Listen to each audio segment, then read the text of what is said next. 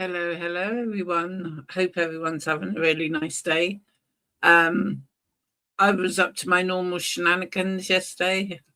During the middle of the night, there was some bits and pieces that shouldn't have been on the floor, like a bag of tools and things, and I happened to trip over them in the middle of the night because when I wake up, I can't see. My eyes are that blurred. I literally cannot see where I'm going. And I was heading to the toilet and I sort of like tripped over these bags and landed on top of them. And with the help of my son, managed to get up. But enough of that. Today we're doing this story that's in the UK and it's not very far away from my best friend, Anne.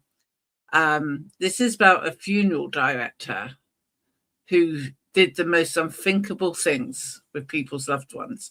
Now, when you have a loved one that's passed away, you find a funeral home that you can trust to to deal with your loved one. And you hope that everything's going to be done with love and respect as you would. You wouldn't think anything untoward would go wrong. Normally when you suffer a loss, you don't start grieving properly till after the funeral, because the bit between when the person passes away to the day of the funeral, you're busy trying to create a plan so that you give that loved one the best send-off ever. And also when you if you go for cremation, you expect those ashes that are in that urn is of your loved one. Now, many people have ashes planted around trees, go to a seaside that they used to like and throw the ashes into the sea. Or some people make them into like jewelry. And some people make ashes into like memory bears, especially if you've got children or grandchildren. And the memory bears usually are made up of items of clothing from the loved one that's passed away and ashes filled inside. I've done quite a few resin memorials when I used to do resin, and they either had human ashes inside in the little bottle set inside the resin, and same as with any animals. I did exactly the same, and I treated them with all the love and care they should have had. But this one man, you will see. I'll bring his picture up if I can find it again. If not, you'll see it in the film. Let me just put my specs on. Where is he, the ugly man? I can't find it at the moment, but you will see it. So I have got some reading out to do, and also the fair use policy as well. I haven't sorted out a feel good factor for the end of this video because I'm going to try and animate my Harley, so you'll have something to watch at the end of the videos, because I just thought by adding a fun thing at the end, it helps to take the edge off it, because if you hear such a sad story as this and it ends, that story is still going to be playing in your mind, and it can affect people's mental health. So let me just share this screen with you. Which one was it? That one. Not me. So this is the man here, and I shall read it out to you. So, former Hull funeral director jailed for preventing lawful burials, fraud and theft. This was reported on the 31st of July 2026. Press release: fraud and economic crime, international and organised crime, national news.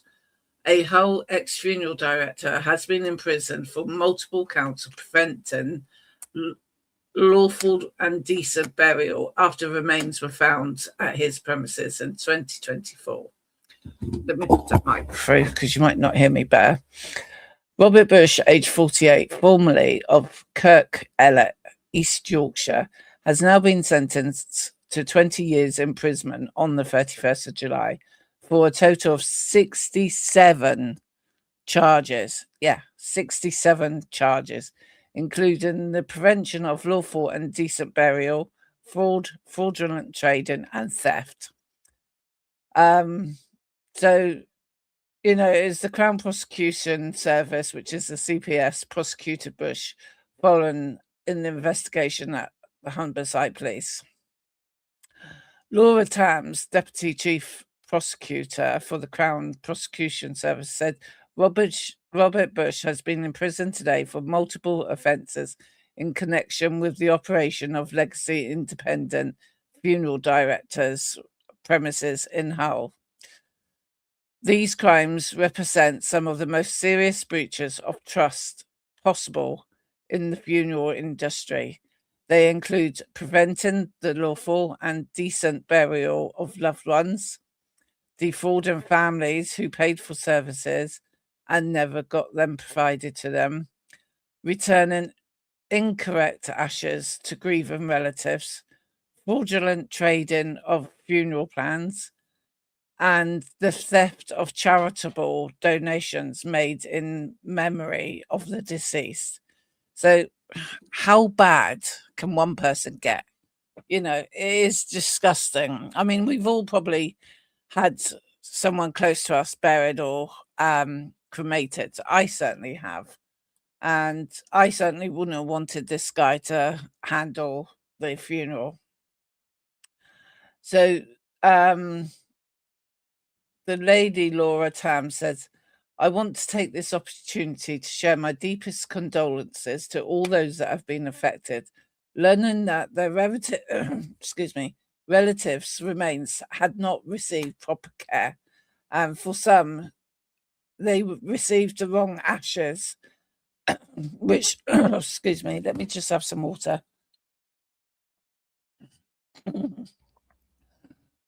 Oh dear, don't know where that's come from. So, and given the wrong ashes is going to cause you to have trauma, because you've been sort of like, if you had ashes on a neck inside a necklace or a ring, you've probably been like kissing it each day, saying, love you, mum, and things like that. So it just doesn't bear thinking about. Well, nothing can be done to the harm that's caused to these families. We hope the sentence represents an important step in justice for all those who have suffered from these deplorable actions. I think the family should have been compensated, because their grief, in some cases, people with especially funerals that were buried, some people have had to rebury their loved ones and go through a second funeral. And I heard as well that some funerals coffins were meant to have like letters and soft cuddly toys added to the coffin. Nah, he didn't do that. So Bush told families that he would care for the loved ones in accordance with the normal expected practices of a funeral director, and in many cases claimed he had arranged a cremation immediately or soon after the conclusion of the funeral. He took payments for his service. However, in March 2024, following a report for concerned care of the deceased, police attended the Legacy Independent Funeral Directors premises on Hessel Road, Hull. I don't know why my voice is going today, guys. And they found and recovered bodies that had purportedly had funerals and been cremated. So families were believing their loved ones were cremated and, buried, and they weren't. They were still in the cold storage. There was quite a few bodies in the cold storage that should have been buried or cremated. In many instances, the families had requested for cremation and they received the ashes from Bush. The ashes received were not of their loved ones. Bush had also been given money for funeral plans and kept the money for himself. Additionally, Bush stole he had received from families who requested that the funds are to be set to go to the chosen charities. 12 charities say they never received any donations from him. So not only was he pocketing from the cremations and burials and maybe any sort of like jewelry that was left to be buried with someone, he pocketed that as well. And then he scammed the 12 charities that would have received, much wanted funds. I don't know what is up with my voice today, guys. I've drunken plenty, so obviously I'm going to come down with something. The prosecution, let me see if you can read it on there. Yeah. So the prosecution reviewed extensive amount of evidence looking into material covered from the scene, financial reports, victim statements and CCTV footage to build a strong case which resulted in his guilty pleas. We will commence confiscation procedures against Bush to recover profits as a criminal activity. The senior investigator officer for Humberside Police, Detective Superintendent Alan Curtis, said, "From the moment this investigation began, our focus has been on the families who were left heartbroken by what happened at Legacy Funeral Directors. Behind every inquiry, every statement, every piece of evidence were people who had lost loved ones and placed their trust in a funeral director to care for them with dignity." And, that's what you expect from when you take your loved one there, don't you? You expect your loved one to have all the dignity in afterlife as well as what they received during life. When we first attended the premises, it quickly became clear that there were two different sides of the business. On one hand, Bush's business was open to the public, presented after the facade of being organised and well presented, then delivering behind the scenes dissipated one of the complete disarray. The mess only continued to multiply, translating into his finances, accounts, and overall record keeping. Robert Bush was a one-man band. He certainly took control of Legacy. He controlled the finances of the care of the deceased and the cremations. He was heavily in debt, a very poor businessman, and treated the deceased in a way that revealed his questionable moral and ethical, compass. He exploited people during some of the most difficult times in their lives, taking the money for services that were not delivered and failing families at the time they needed him the most.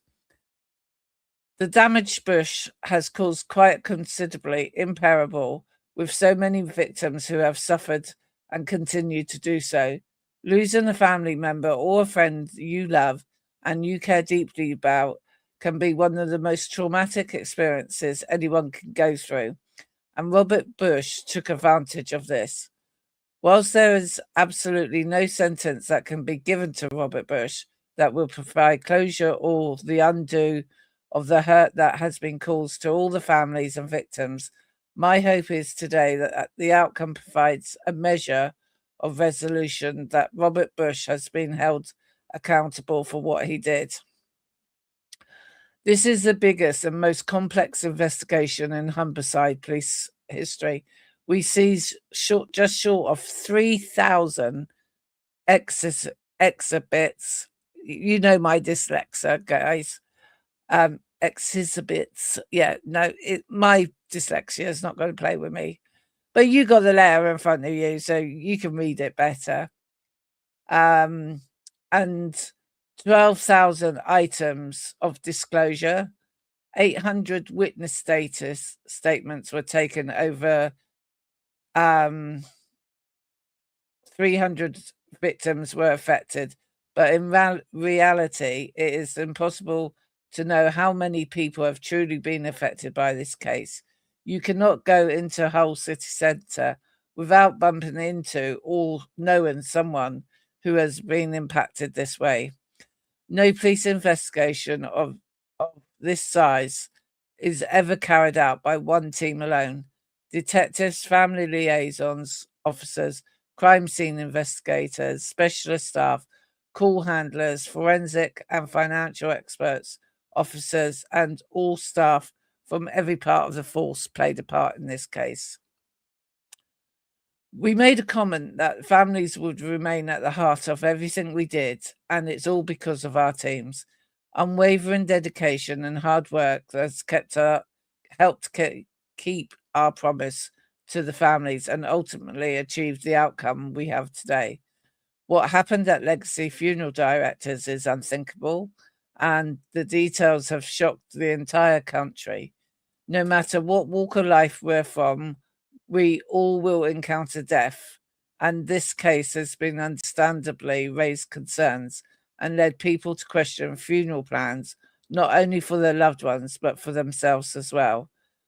Partner agencies and their involvement was absolutely critical to the success of the investigation from start to finish, and I would like to take a moment to thank them.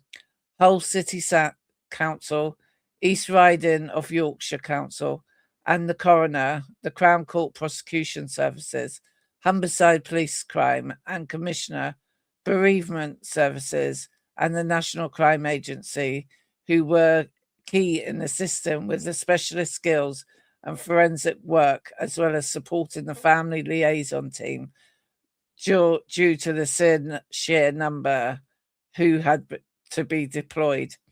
In addition, our regional organised crime unit supported one specialist, resources and forensic accounts, and of course our victim support, who were absolutely critical in setting up a support line where over 1,500 calls were received in the first week of receiving the report. I do have a video to show you as well, guys, so please stay with me. Let me bring this in front of me a minute. Oh gosh, that's two. Where was we?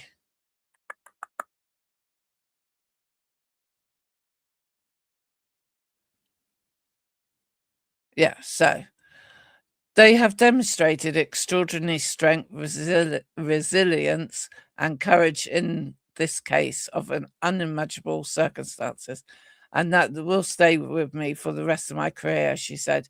We do not want to try and deliver justice to people who can't get justice for themselves. Our thoughts remain with those all affected, and we will always remember the lives of those who were entrusted to the Legacy Funeral Directors. Humberside Police Assistant Chief Constable Andy Walker said, "This has been one of the largest, most complex investigations ever carried out by the Humberside Police. Our focus for the last 2 years has been delivering justice for the devastated families who are at the heart of this case. Robert Bush's actions have had a profound effect on so many people. We have been determined to make sure that we keep them at the heart of everything we have done every step of the way. We also know that the effects of this case will be far-reaching and will have a bigger impact in our local communities and beyond for a very long time.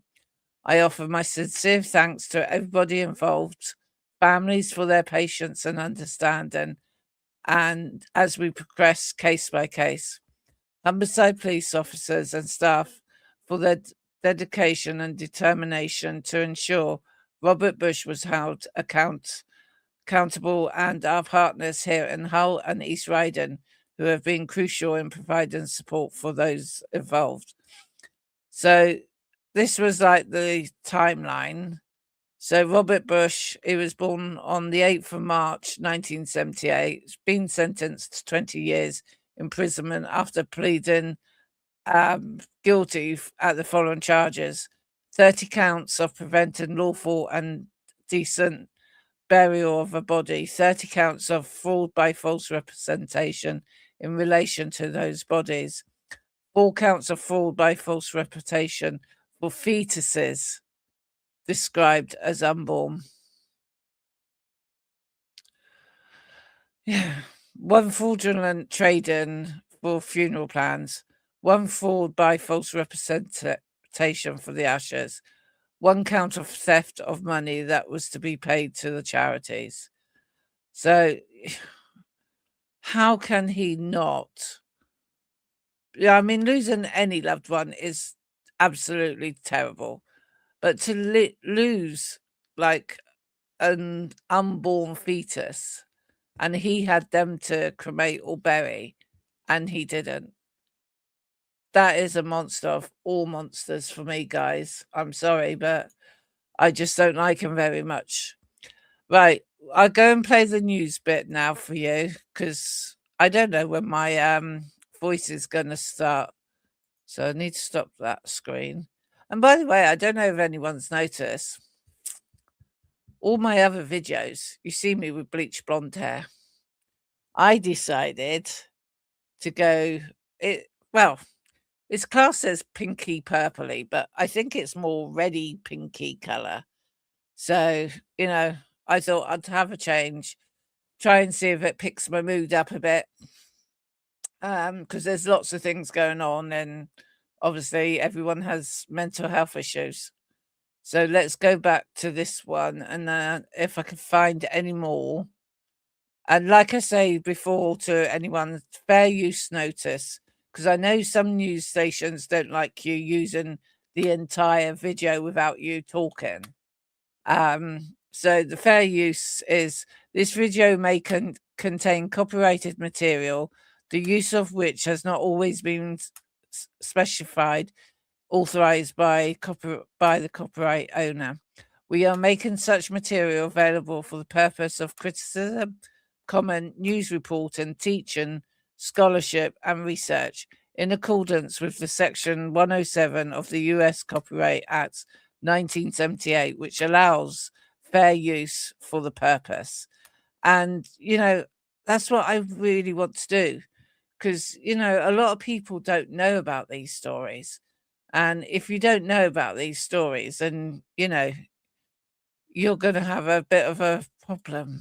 But let's listen to this news first. Monster. He needs to rot in jail for this. Hull funeral director Robert Bush was entrusted to look after the dead by grieving families. I trusted him. Be right back, guys. The most important person in my life. One of my children. And he let me down. Instead, he pretended to cremate bodies, kept them in storage at this funeral home, and gave families unknown material, saying it was their loved one's ashes. Did I really get my dad? Did I really get my mum? We'll forever wonder whether I actually have or not.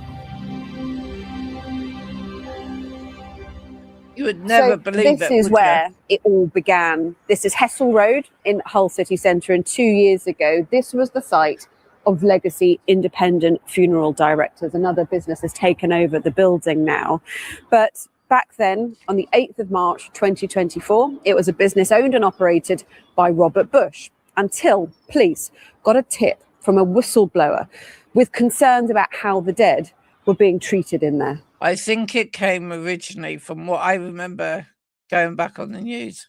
I think he asked a friend or a close friend or a family member just to keep an eye on the premises while he and his wife went on holiday. And I think it was that person that called it in. Inside, officers made a grim discovery. 35 bodies in varying states of decay, I wouldn't want to see as that. well as a large quantity of ashes. So not only do the families have to go through all the grieving process and coming to terms with this and needing extra support to, to be able to come out of this a better person. I can't, start to understand how those police officers felt as well. because they didn't just find bodies on the sliding things that go into like the drawers. They found some on the floor, some in bags. That's not respectful.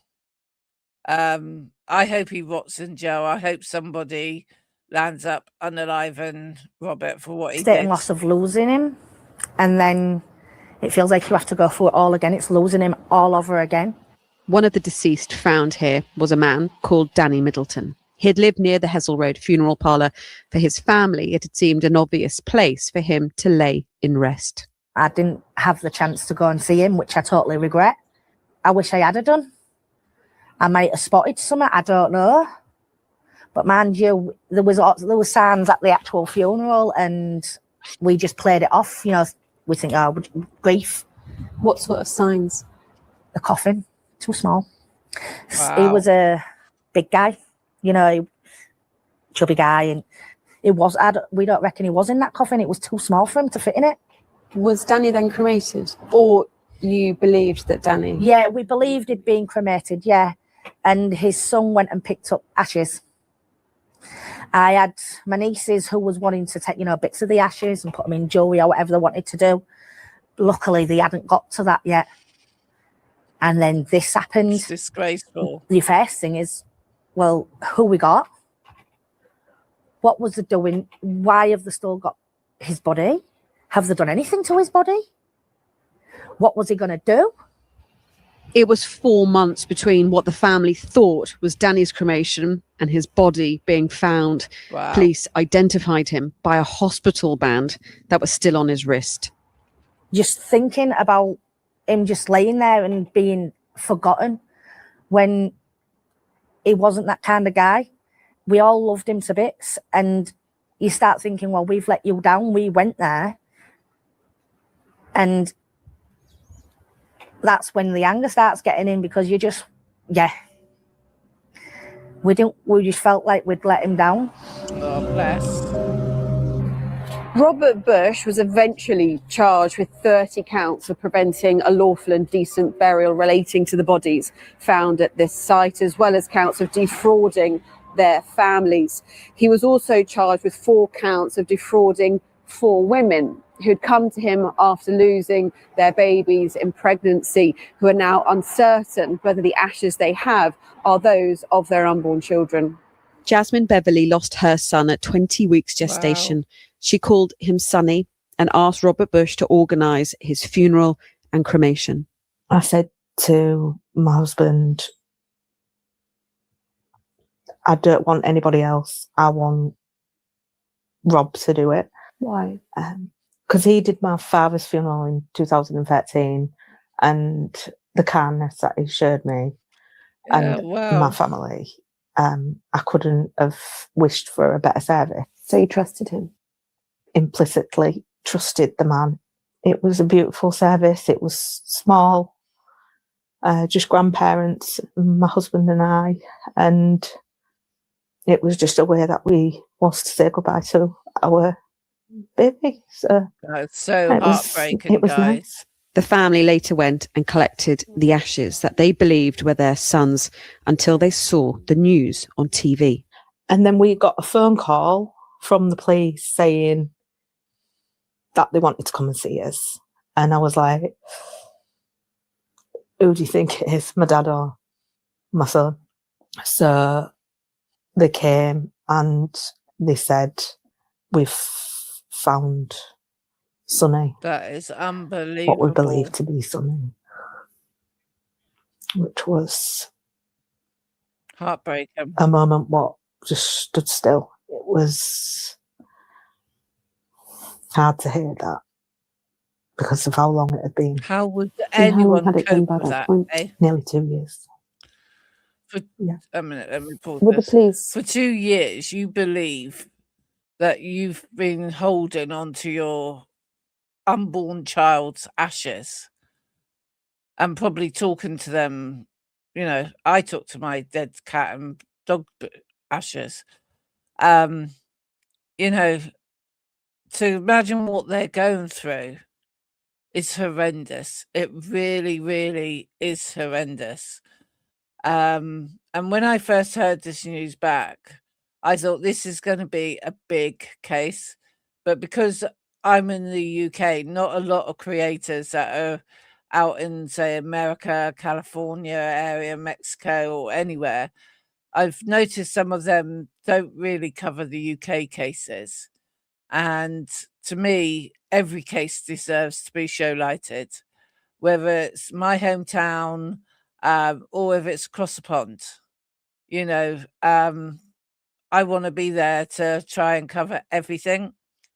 But this is incredibly sad story. This really is. You know, I can't imagine how these parents are feeling. I had to bury a 3-month-old daughter in Sussex because she died from a heart defect.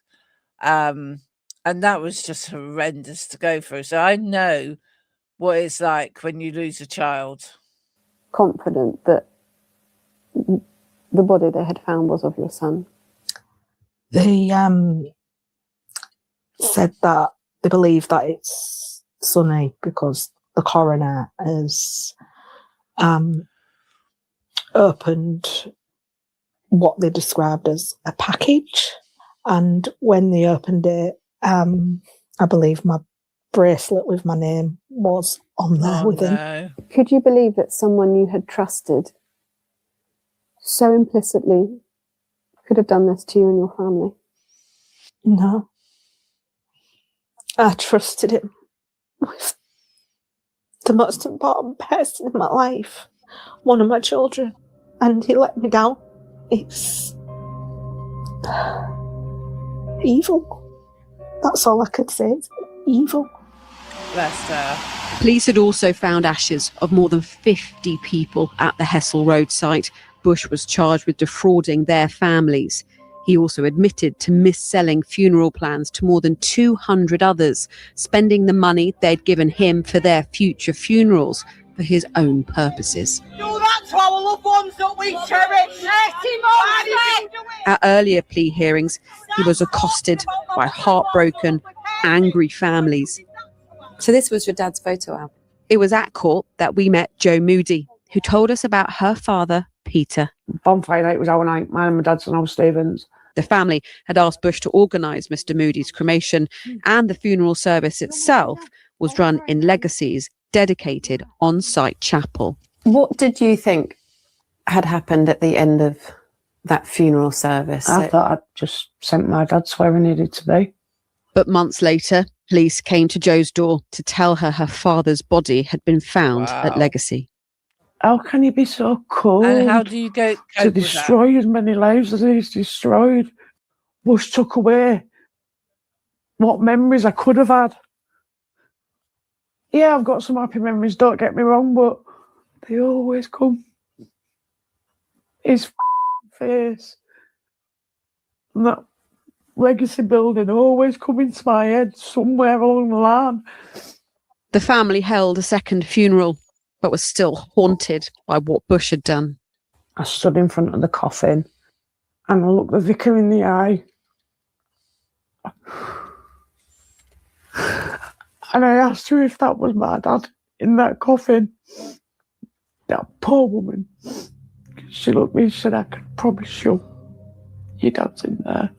That is terrible. Why do you think he did what he did, Robert Bush? Because he's a money-grabbing, evil, heartless person.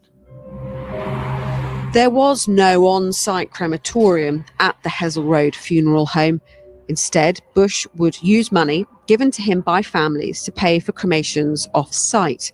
Or that's what he was meant to do.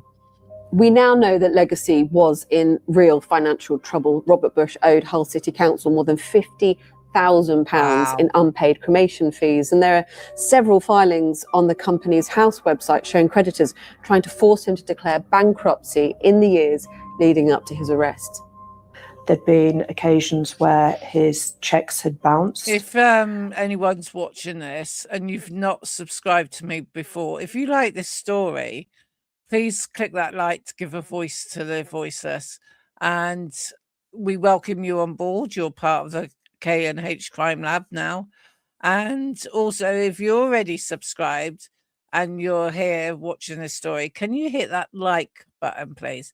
And feel free to write anything in the comments, or if you do it on the community post, please put the title of what you're commenting on, because I had it before at the beginning when I first started that I'd read someone's community post and think, what video was that for? You know, and I haven't got the best of brains at the best of times, guys. So you'd be really helping me out. And I did offer to help him with his paperwork because he said he felt overwhelmed. We spoke to a funeral celebrant employed by Robert Bush to lead services. She tells us he'd started cutting corners when it came to money. We're hiding her identity because association with him now in this industry in Hull is toxic. Yeah, but she's What not was your to blame. impression of him? He was a bit of a cheeky chappy. We got on well, very polite, well-spoken, and seemed very empathetic and generally a nice guy. And I think that's what makes everything that's happened since so disgusting. Things started becoming cheaper on the Hessel Road site where he had his chapel. When I first conducted a service in there, it looked very untidy. He wasn't actually there, and me and a member of his staff had to bring the deceased into the chapel. And a number of florists had stopped working for him because he hadn't paid his bills. So he started actually doing his own flower arranging. At one point, he did turn up at one of the local crematoria with a coffin that was substandard. Wow. I believe he was making them up himself, almost, unfortunately, like flat pack furniture. Was there any sort of suspicion about the scale of what was happening there? Absolutely no idea. I personally don't know the burial that I did for him, whether I've actually buried the right person. Where was it going to end? How was he going to dispose of all the bodies? This memorial garden has been established in Hull to give families somewhere to remember loved ones whose bodies or ashes were found at Legacy. Plaque after plaque, a reminder of the sheer scale of this scandal that's galvanised calls for scrutiny of an industry that's always regulated itself. If this is happening on a street in Hull, this is happening across the country. I don't believe he's the only one. Karen Dry used Legacy services when both her dad Alan and mum Well, I would hope he was the only one that was fraudulent and not cremating or burying bodies and giving the wrong people's ashes back and putting a really tall, chunkier person into a coffin that the family knew he would never be able to fit in. So was his body ever in that coffin? I can't imagine the pain these families have been affected by. And, you know, I just thought I needed to bring this to one's attention. And at the end, before I play my outro, I've got just a couple minutes of a really funny video just to take off the burden a bit, because, you know, even myself, when I'm doing these stories, I can easily be affected because, like I said earlier, I lost a baby at 3 months old. And I hope she was buried where I asked her to be buried. You know, so now the thoughts do go through your head, but I really hope this is just 1 in a million chances that this is a bent funeral director and there isn't no more bent funeral directors around. Passed away. She collected their ashes from Robert Bush. Did I really get my dad? Did I really get my mum? And they can't do any DNA on the ashes because obviously it's cremated. There's no DNA to be had. So we'll forever wonder. So will you ever have certainty? No. I hope no one ever ends up in the situation that me and the families that have found themselves in this, I hope it never happens to anyone else. And until we get legislation in, it's got every possibility that it will. Funeral services in England, Wales and Northern Ireland have no specific government That's oversight, which terrible. means there's no legal code of conduct or mandatory Disgraceful. local authority inspections. Trade bodies No exist, but they're inspections. voluntary with no enforcement powers. Bush had even been part of one of them, but he'd stopped paying his membership fees, although he still advertised that he was part of the group. If you are a member of one of the two main trade bodies, then they will inspect a business probably every 2 or 3 years. And yes, they have the power to remove or refuse membership. But the problem is that even if that happens, a funeral director can still continue to operate. So regulation and having an inspection and regulatory regime which had teeth and powers to enforce would be a welcome part of the funeral directing sector. Whether anything changes or not, for Hull families, there are still so many unanswered questions. Why did this happen? How? And what next? But above all, there's a deep anger at what Bush has done to them, to their loved ones, in their darkest hours. The amount of grief and turmoil and literal torture that we as families have felt over this, just because if it is greed, just because he's greedy, absolutely turns my stomach. I want to know why. I just want to stand and ask him why. Can I have all the coppers he likes stood there? Just want to be able to look him in the eyes. Why? He's a disgrace. He's not a human being at all. He's a monster. He's got no heart, no compassion, no nothing. And he needs to rot in jail for this, for what he's done to everybody. Right, I've got another video to play for you. Just a short one, I think it is. When my mouse moves over. That is absolutely disgusting what that Robert Bush did. He should have done 40, 50 years. This was shush minute. This is going back when it all first kicked off. Let me check that you can see it.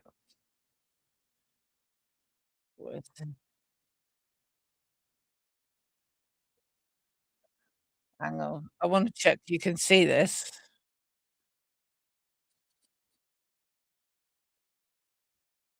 Oops.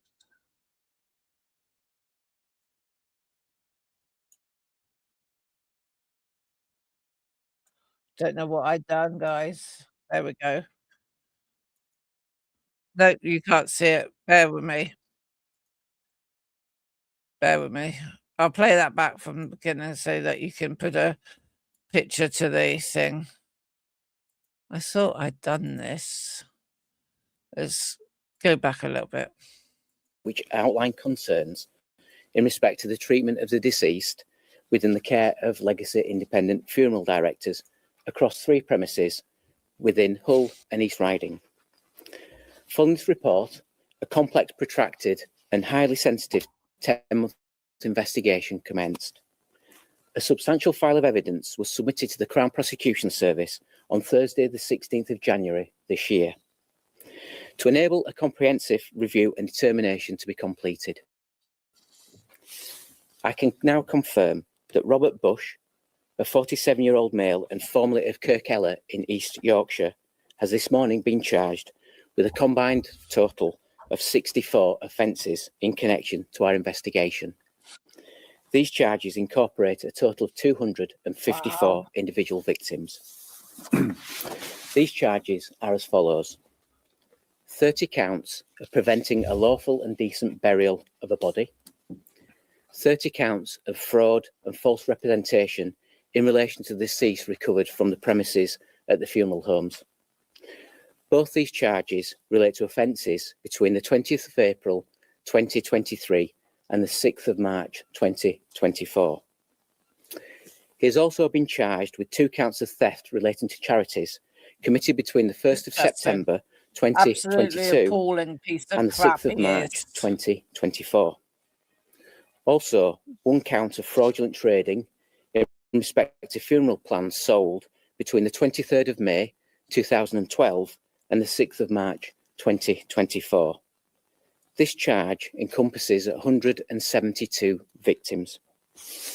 And finally, one count of fraud in relation to human ashes committed between the 1st of August 2017 and the 6th of March 2024. This charge incorporates 50 victims. He has been bailed with conditions to appear at Hull Magistrates I just Court. hope that, excuse me, all the victims at the funeral home, I hope they all come back and haunt the guy. I really do. He shouldn't be living, breathing, and walking, talking, and that, you know. And I feel sorry for his family if they didn't know what he was up to, you know, because the family's always going to get scrutinized as well, especially if he's had children. But this story, it's just horrendous. And I'm glad I'm showing it to people to show you, because this isn't like what we see every day on crime shows, is it? We always see murders, CSAM,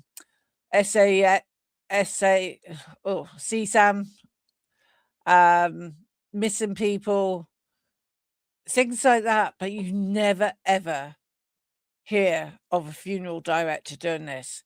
If you have heard of that story, please email me it, because I'd be interested and more than happy to do a second story. And if there's more than one funeral home at this, then, you know, my son can land up digging me in the forest somewhere. I'm quite happy to go to a forest, or drop me out at the sea, and I'll be out with the oceans.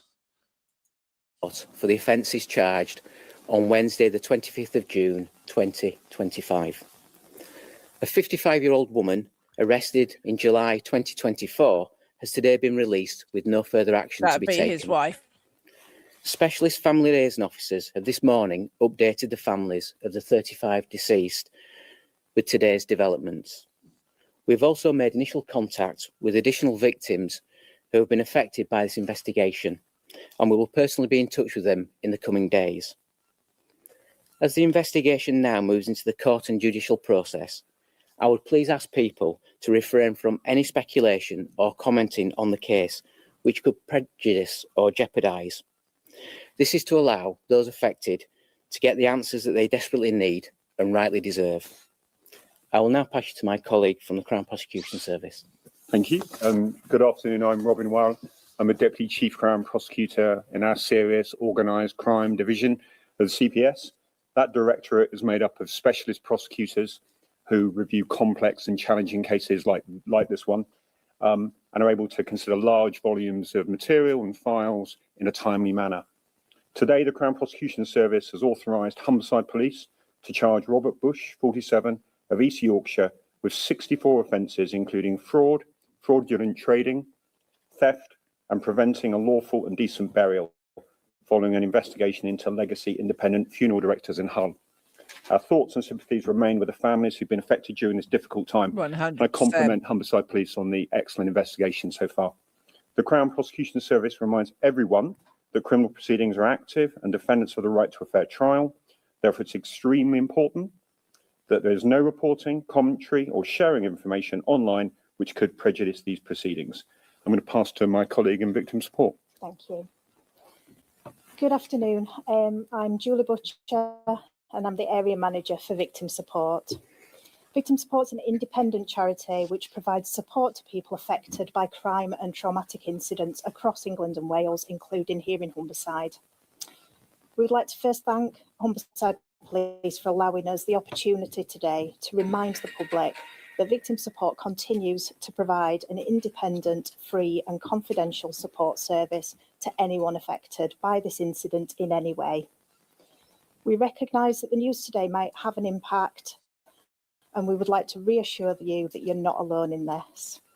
Our offer of help remains in place, and we are keen to encourage anyone affected by the news today or the investigation to please contact our helpline on 08 08 28 111 36.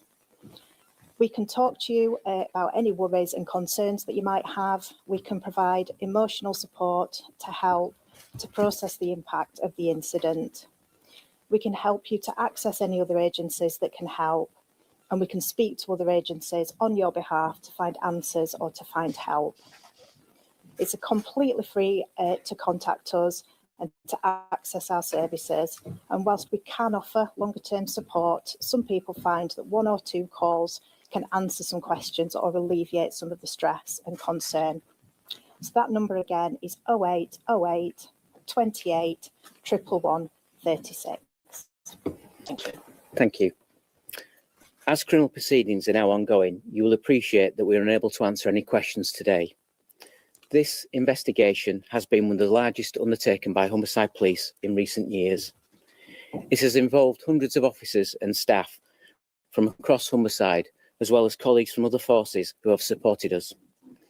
This also includes help and support from partners, including our local authorities, His Majesty's Coroner, CPS, Victim Support, to name but a few.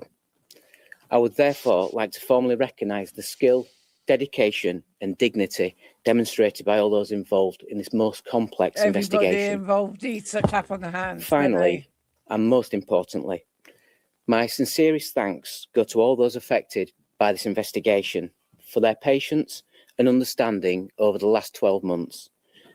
The victims in this case and their families have always been our priority and at the heart of our investigation, and that is where they will remain. Therefore, I ask that their privacy is respected as we move forward through the court process. Thank you very much for your attendance here today. We do appreciate it. Thank you. Right, before I play my next video, which we will be coming to the end of this video of this live, I just want us all to take a moment and just say a little prayer to all those affected, families and the deceased, and then in your minds thank every single person who helped to go through this case, to bring Robert Bush to his justice. So you know, I just want to take 30 seconds just to remember everybody affected, and I hope you you don't mind me doing this. It's something I feel that needs to be done. So it'll only be like 30 seconds. Okay, so just gather your thoughts.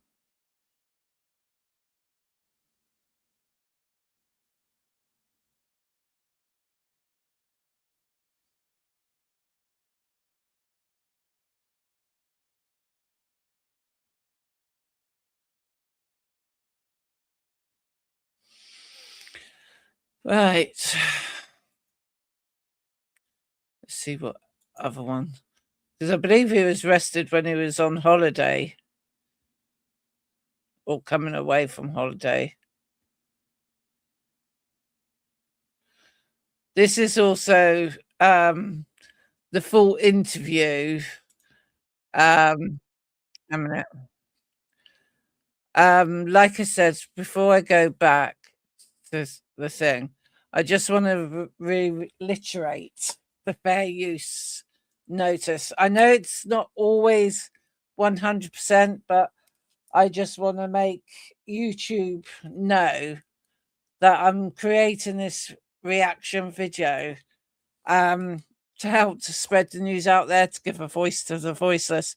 So, fair use notice. This video may contain copyrighted material, the use of which has not always been specially authorized by copyright owners. We are making such material available for the purpose of criticism, content, comment, news reporting, teaching, scholarship, and research, in accordance with the section of 107 under the US Copyright Act 1976, which allows fair use for these purposes. And you know, I'm doing a reaction video. I haven't watched all the newses thing. And like I said, when we had a, little thought about the people, in loving memory of all the persons whose bodies were concerned, you are not forgotten. You are remembered. You are loved. Our thoughts and prayers are with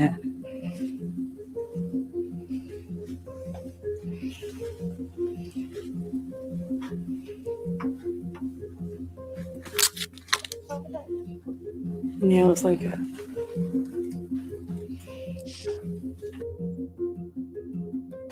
Rob. From the police. Yeah. It's better than parent. Yeah. Can we come in? Yeah. Thank you. Yeah. Yeah, we understand that. Very nice house. Rob, we're coming to arrest you. Right. Okay, so. No, just go. Yeah, sorry. Let's carry on. Yeah, but I mean, I know. You know, I'm not good at accounting. I mean, handwriting's bad and all that. And sort of, I'm sure there's times when you look for things and go, I don't know what that means. But not once have I had a question since I've been released. I don't understand it. And then obviously, with you being an investigation, Rob, the questions have got to come within an interview. Well, yeah, keep coming in. I've expected to be having interview after interview. I mean, we don't want to have to keep on bringing it up, so we're trying to gather as much as we can before we do that, and we can all go through it in one go type of thing. But it feels vindictive the way this has been done. Not you. I mean, just the way it's been worked. I mean, I've been compliant from the word go. Yeah. I came back early on my own accord. I was taken off a flipping plane by gunpoint. Yeah. You know, a massive. Met officers with the guns and all that. You know, I mean, we were coming home. Told you we were coming home. You knew where we were coming to. We told you all our travel plans, everything. They trusted this fucking horrible guy to, you know, to be able to give the respect to the lost, you know, I asked members if they don't mind sharing this video is because it helps me to get into the YouTube algorithm. And YouTube are always telling you to say this to your members. And, you know, like I said, if you've got any cases as well that you want to share with me or a case for me to cover, send me an email. I will be more than happy to do some research into it. So, right, let's carry on with this. You ask for questions, I'll point you in the right direction. You know, I'll be compliant. Well, posh house. And for him to sit there and say, there are others, but I was going to get them cremated as soon as I can. That is a fucking feeble excuse. And I'm sorry, my language is bad today. I don't normally swear. But, you know, we've all buried somebody. I've buried a child of my own. She was 3 months old. I've also lost a pregnancy as well. And I've buried my mum, my dad, my nan. I didn't bury my granddad because he died when my mum was 12. So I never did get to meet my granddad. And then I've had to bury 2 of my twin brothers. They weren't twins with me. They had a different dad to me. But I've buried loads of people. And, you know, I'm really hoping the people that I place my trust in have never, ever done anything like this. And I don't want to ever hear another story of this because this is totally despicable of what he's done to all those people who thought they could trust him. Oh, words fail she's saying me. there's at least 30 bodies in there. Approximately how many of those are new or from a new client out of that 30? 5, maybe 5, 6. Okay. 5 and when you say out new, of 30. so tell me how long have they been in there to be deemed new by you? Well, new as in funerals that have come to us and we haven't undertaken yet. So the funeral hasn't happened yet for that. Well, we gathered that. And then the ones that aren't so much new but more recent, my way's not yours. How many are in there? We've got a service chapel, which we hold the service in there. It's one of our simpler funerals, which is where this has come from. And there's after the funeral, the coffin stays with us, and then from that point, you've been reusing it. We would ideally arrange a direct cremation. So how many fall into that category then, Rob? I would say, well, maybe 18 to 20 of them. And how many are kind of older than that? Oh, older than, well, how many are in that category because they're even older than that have been in there? Oh no, they're all in that category. So they all fall into that category, or the new, either the new category that are awaiting process. They're either direct or from our chapel services. Yeah. And what kind of date range? What out of the 30 or so bodies within your storage facility, by date order, what is the oldest one? I know there's one that goes back to, I think it's April. April of what year? Sorry, last year. April 23. Yeah. Is that definitely the oldest, or just what you think? Sure, it's the oldest one. Okay. Yeah. And what's the most recent out of those? Last Friday. Friday's gone. Yeah.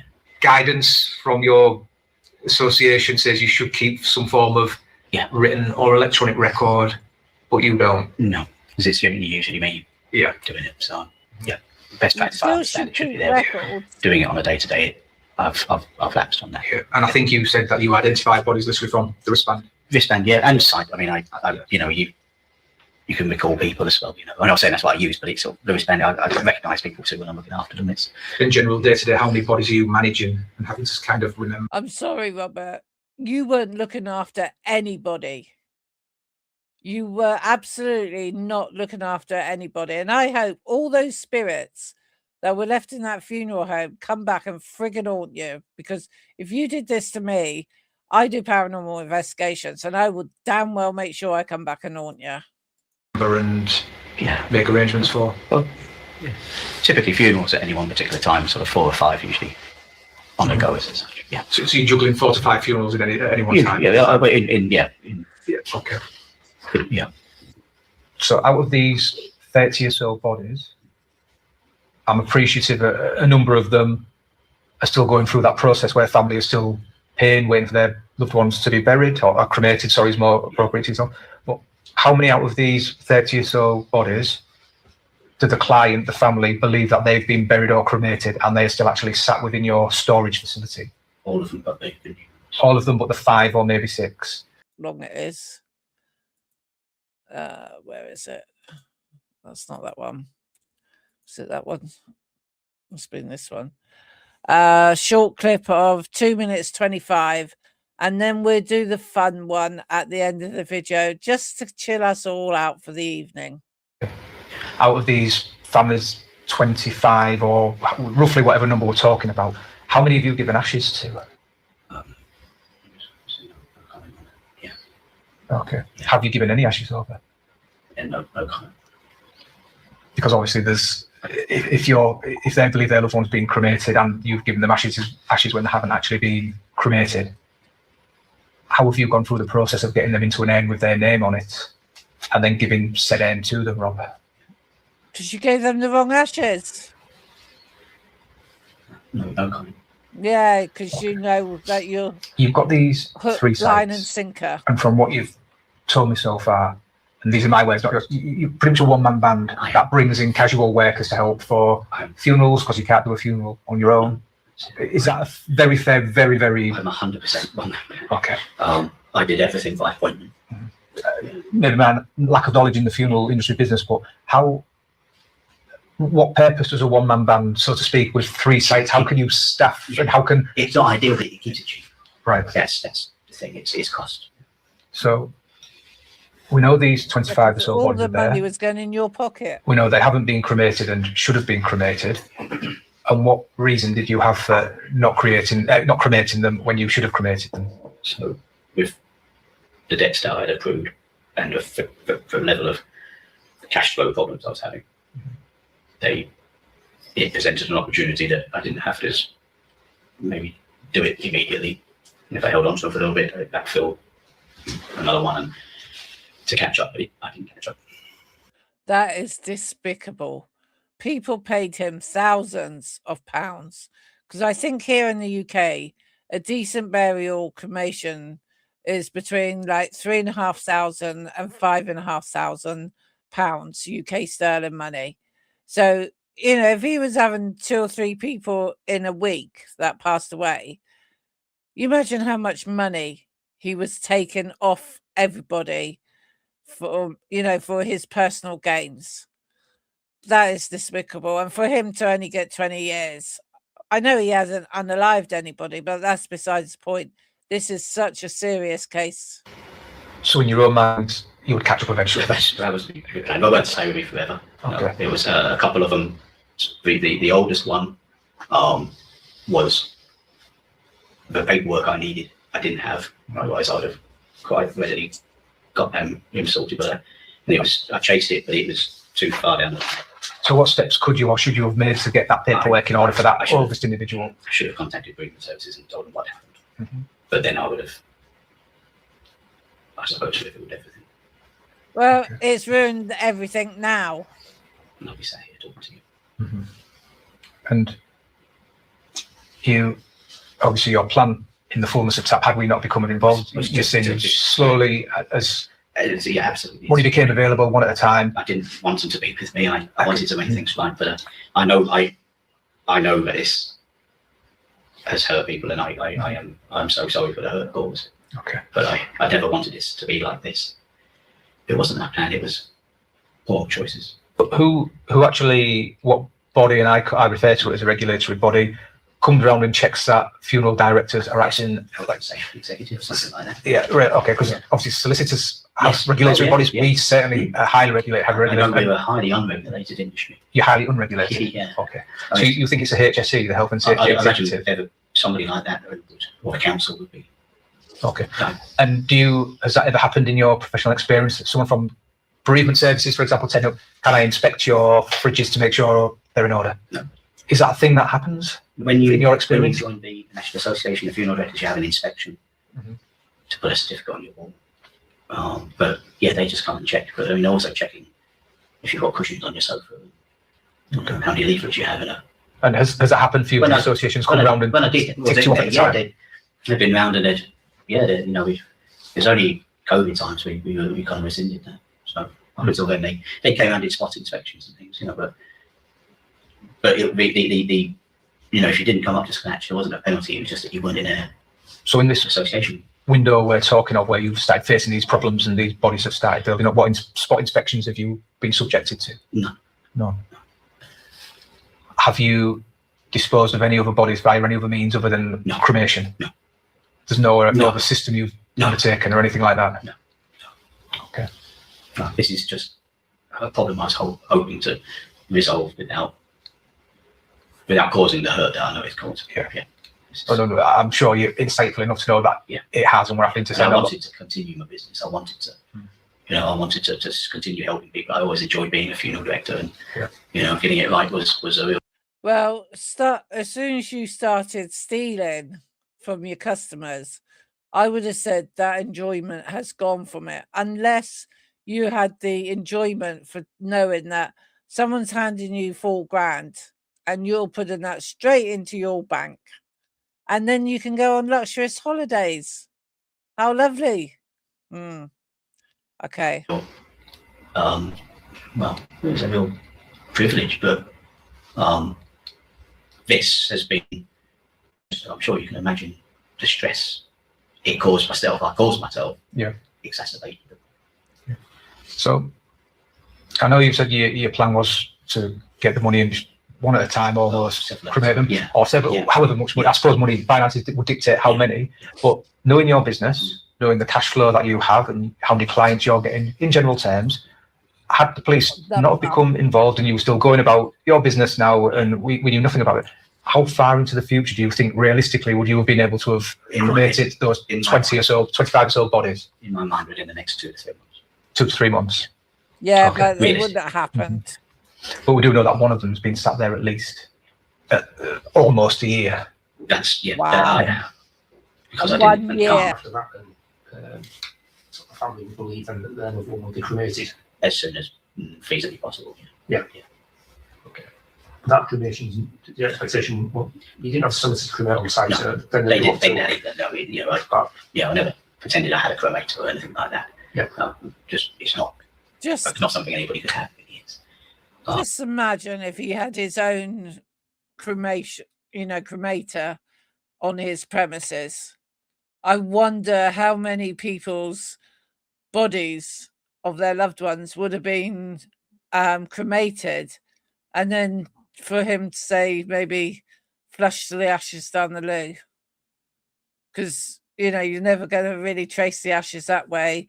Or maybe go to the seaside one day and just throw a load of ashes in the sea.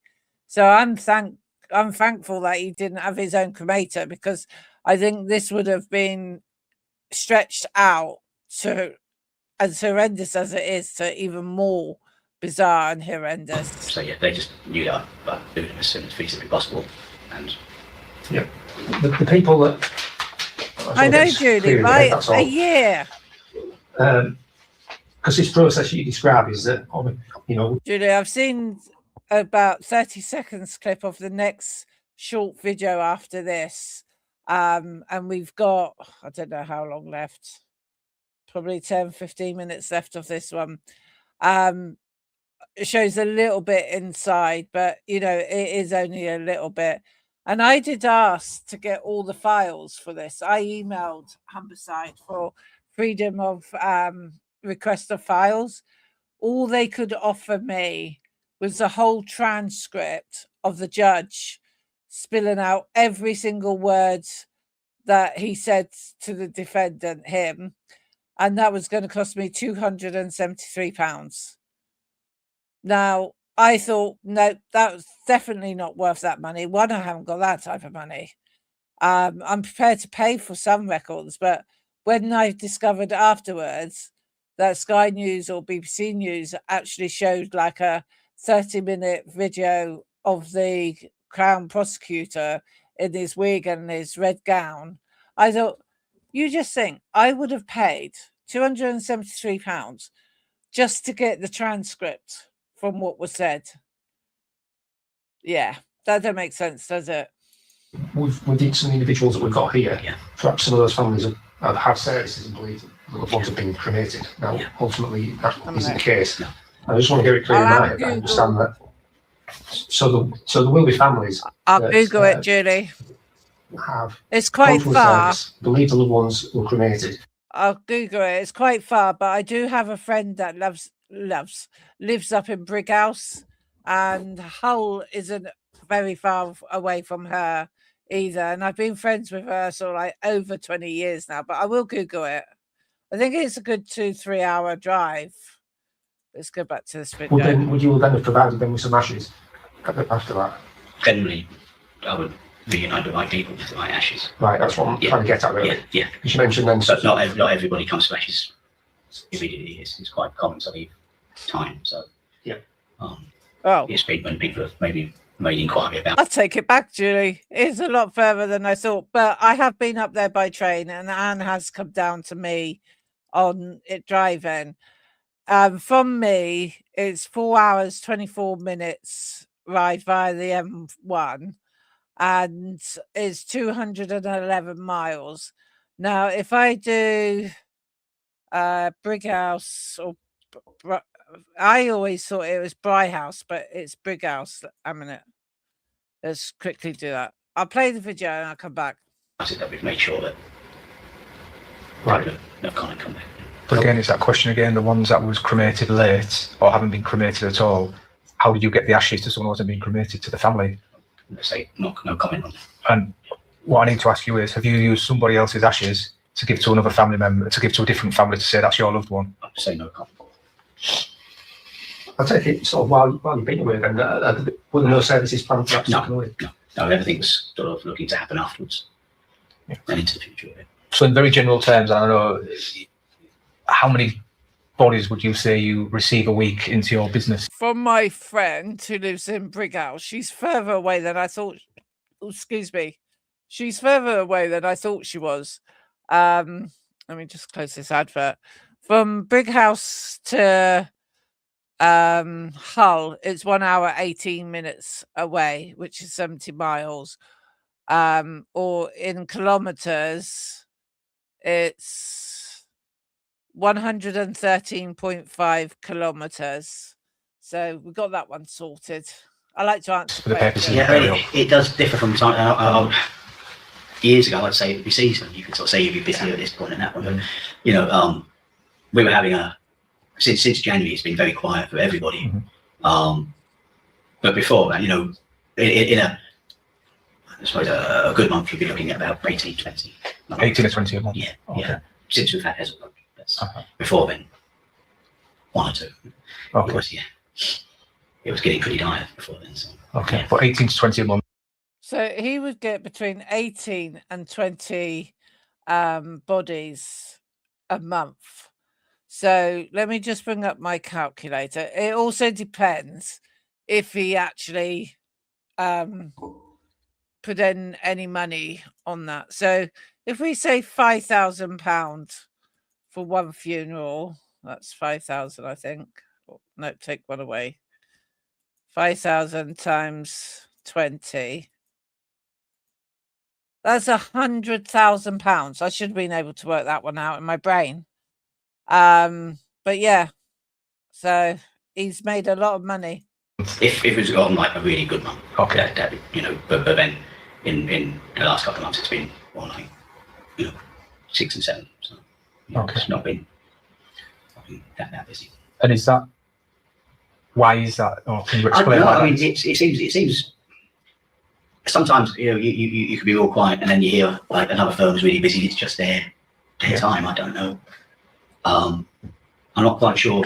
The crematoriums have been very quiet as well. So I think the death rate must have been slightly lower in the last 6 or 8 months. Maybe. And is that quite normal in the funeral? It picks it up and then it kind of catches up with itself. Seasonal flu kicks in, COVID kicks in, I suppose. It just goes, it does. It tends to all of a sudden come back. One of the things, just final point on this, sometimes, you know, when we speak to people, it's perhaps it's costs that they just can't generate enough money to cover the costs. Yeah. But in some other cases, we see it where it's also a combination of that plus lifestyle, where people are essentially just living a little bit of other things. I wouldn't say we had an exorbitant lifestyle. I mean, you know, we tried to still live, but yeah, generally the biggest problems was having my branches I couldn't afford to have, but I couldn't get rid of. And like almost like the electric and gas as a road area was as much as the rent. On July 2022, the funeral plan market became regulated by the FCA. They've given a statement saying that they emailed all funeral directors that had not already entered into an appointed representative position. Did you receive this email? Do you remember receiving any email from around that time? Would you be on that email list? Okay. In that email, they informed you that you were no longer able to. His persona certainly changed now, hasn't it?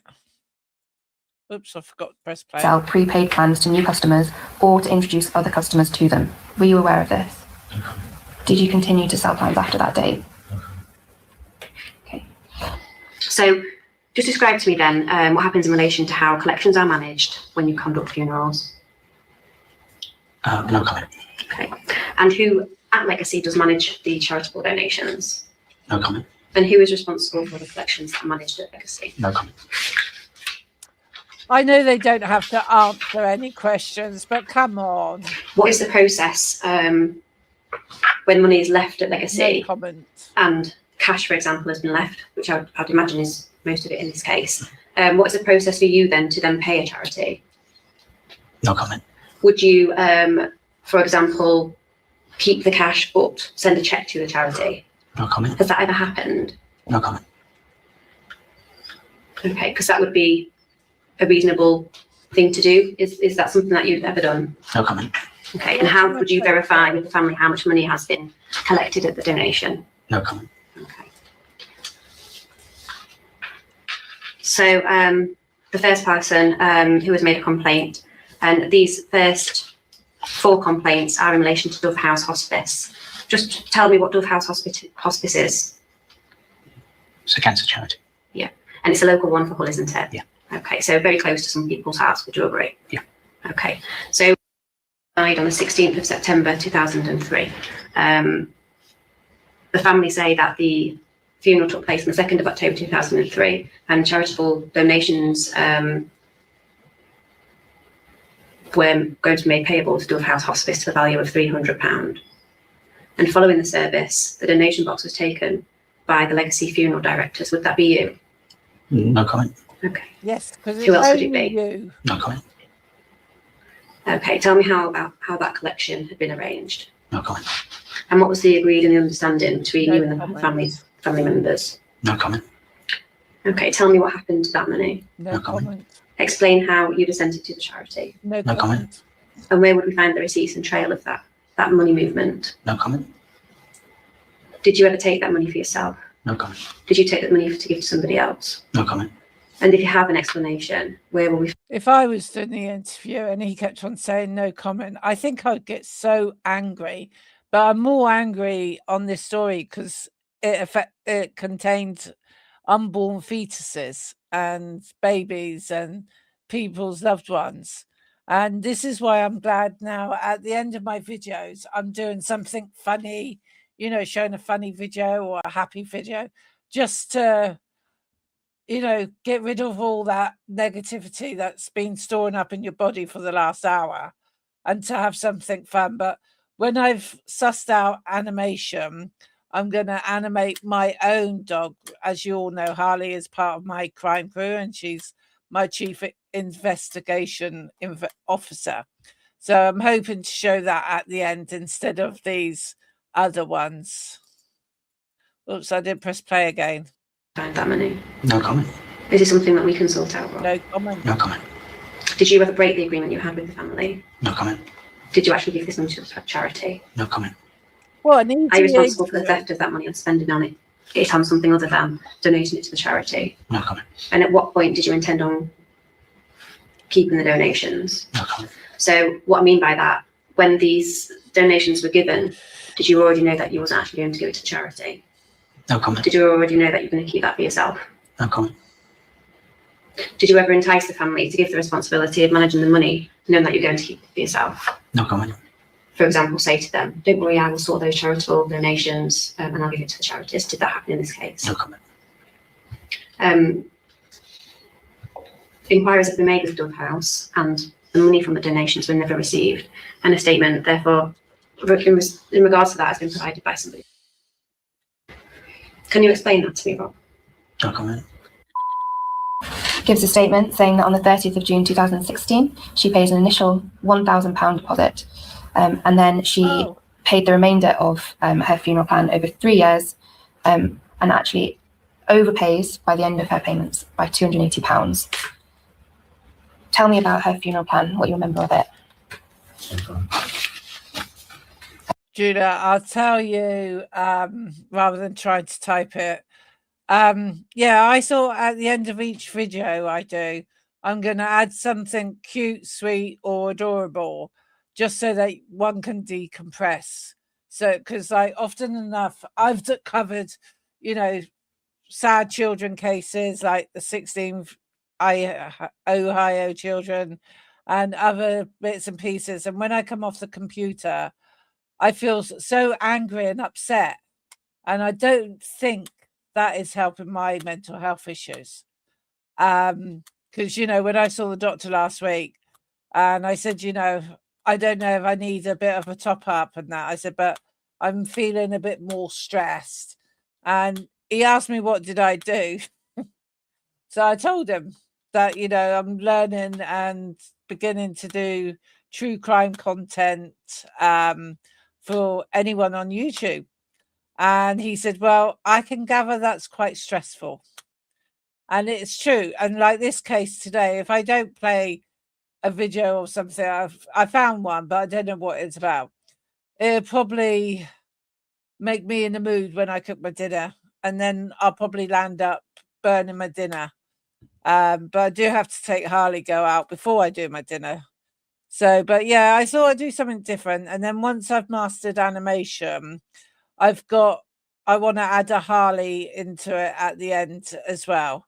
So we'll carry on, get this one out of the way, and then the 2.55 second video afterwards, and then something cute and funny, hopefully. Do you know how she came to pick you? So who prepared her funeral plan document? Interviewing it for the officers to just write NC on every single question they had prepared for him. But his lawyer has probably told him to do no comment. But I don't see the point of that. He was telling the truth earlier. So why all of a sudden now he's got a lawyer, he's going no comment, no comment, it's really disgraceful, really. And I only hope he is the only one out of the whole wide world that has ever done this sort of thing, because it is horrendous. And I do feel sorry for all the people that have been affected by this. There you go. What did you do with the money that you received? What's your understanding of what you were supposed to do with that money? Did you send it on to a third party? And if not, why not? Okay. So I've got your bank statements, and it shows several of her payments, the later payments coming into your business account. So you can see them coming in, and at no point do you make any payments to, which is the plan that she thought she purchased. What can you tell me about that? Following her first payment, you've gone to Tesco and spent £136. Was that to do with funeral costs, or, you know?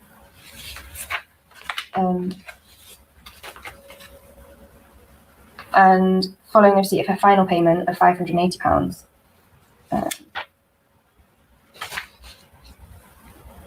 you have made payments, a lot of payments to DVLA for vehicles. So I've just noticed my banner at the top, and it must have been there for when I first set it up, because like I said, dyslexia and that. I always say to people, if they fancy supporting the channel, because I don't do memberships or things like that at the moment, or super chats and things, if you want to buy me a coffee, you can do, because that'll all go into my funds, and you can pay in however much you want. Some YouTube creators say charge $5 for a cup of coffee. Mine is entirely up to you what you want to put into there. But I just noticed there is a spelling mistake on the Buy Me Coffee. When it comes round again, I can't pause it, can I? It should say buy me a coffee, www.buymeacoffee.com/Kathy P. So that's what it should say. And I've noticed I've got buy me a coffee / that / at the top there before the word com should be a full stop. Sorry about that, guys. I will correct that after this live. when this payment of £580 came in, were you waiting for that in order to pay the DVLA those bills? No. Nearly at the end.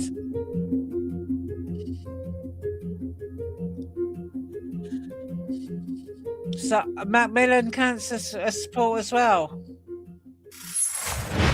Right. So let's stop sharing this one. The next short one. And then the fun one. Share screen. That's that one. I don't know if I can make this bigger. Just check that you can see it. Yeah, you can see it. So I haven't got a clue what's going to be in this video, guys. So if they show anything untoward, I do apologize, but I'm giving you a warning now. There may be some scenes that may upset you, but I don't think there is.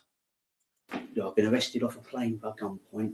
I've been taken, it's like I'm Che Guevara or something. This is disgraced funeral director Robert Bush arguing with police as he's arrested a second time for giving families the wrong ashes and leaving bodies to decay at his funeral home. And now, for the first time, we can show you what officers found when they went inside. Oh, I think it's only what we saw earlier. All around Legacy funeral directors, there was chaos. They found bags of human ash strewn about and documents and families' possessions dumped on the floor. Police found over 100 bags of people's ashes inside. Wow. It was in a cold storage room that officers made the most shocking discovery. 30 decomposing bodies that Bush had lied about cremating, taking the cash for himself. When he was first interviewed by police, Bush took responsibility for what was going on. The whole thing has been... But then he shut up and did no comment. Of poor 30 choices, bags of ashes. and it's all on my shoulders. I am solely responsible for the whole event. I know that this has hurt people, and I'm so sorry for the hurt. No, you're not. But I never There's wanted no this remorse to be seen like on this. you. But after his second arrest, when the scale of his crimes became clear, he denied preventing burials and answered almost every question with no comment. Did you ever take that money for yourself? No comment. Did you take that money to give to somebody else? No comment. Bush told police he had debts of around £90,000. What? But his extravagant spending and transfers to his wife total almost £900,000. All the while he was cutting corners, taking the money families had given for himself. Some of them were expecting a particular coffin for their loved ones. Inside the funeral home, police found a workshop where Bush was making his own out Wow. of bits of cheap wood. He'd also stolen thousands that were meant to go to charities in memory of people who died, and spent the money on his own hobbies, storing motorbikes and classic cars Wow. inside the funeral parlour. Robert Bush is now facing He's jail a for crimes nasty against piece of hundreds of shit. victims, grieving families that he exploited at their most vulnerable. Well, I'm glad I played that one now. So that is totally, totally disgraceful. Let me come back to my chat. So, oh, can you hear me now? Oh, I don't know why that was, because and that's on. So you should be able to hear me. Let me go back to that video, because I could hear it. Let me just click. Oh, I just got rid of the link. A minute. Let me see if I can find it.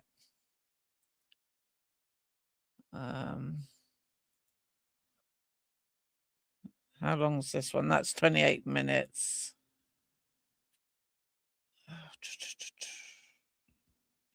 I can't find that one again. I'll type it as well.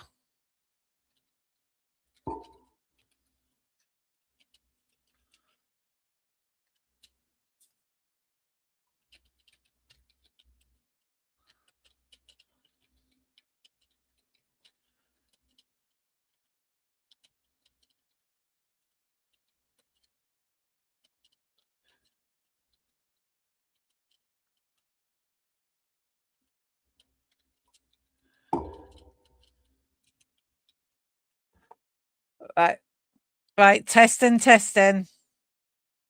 Put the one in the chat if you can hear me. Testing. Make sure I haven't turned off any things. Need glasses on. Audio. Testing. Well, my mic's showing it's working. Wow, I don't know what's gone up then. Default speakers.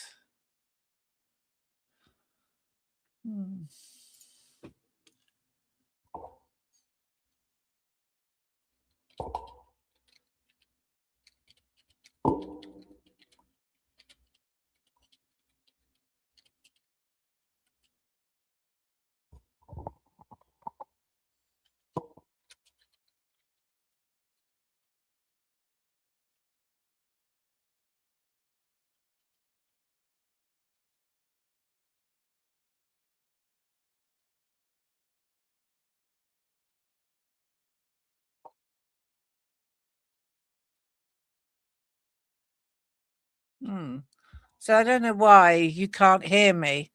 Let's hope on the fun video you can watch. Let's hope next fun video you can hear. Right, let's go share screen a minute.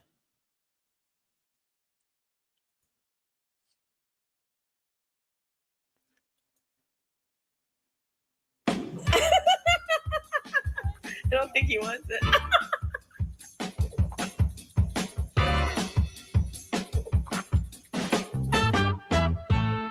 Kita nyanyi aja berdua kalau yang lain pakai izin. Ya,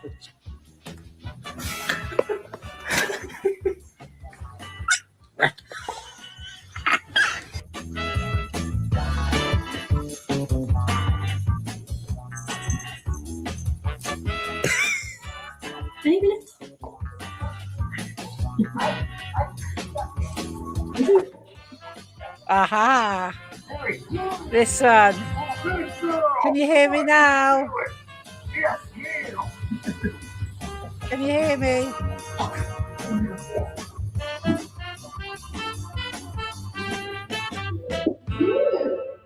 Hopefully you can hear me now. No? Can't you hear me now? Still nothing? Oh, because I thought it was this, because I was leaning on it. Let me turn it off. Can you hear me now? Would you like Can you hear me now? Who's a Hopefully woman? you can hear me now. Knees and toes, head, shoulders, knees and toes.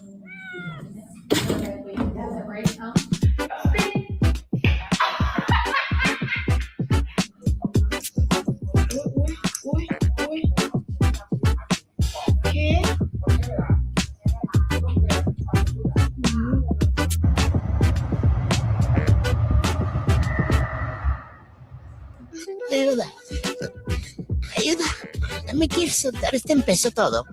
A ver, ayúdenme. I heard they were all about your personal space, but this is over you. She has a whole seat with a blanket and a chair. There we go. I can't be done for copyright. Oops, where's my StreamYard? Hopefully you can hear me now.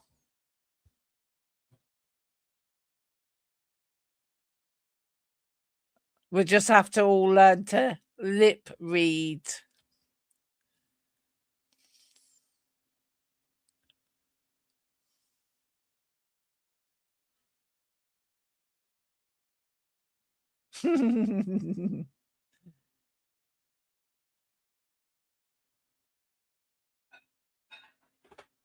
Cute puppy.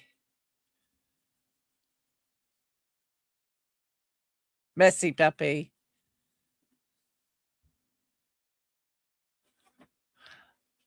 Right. Hopefully you can hear me.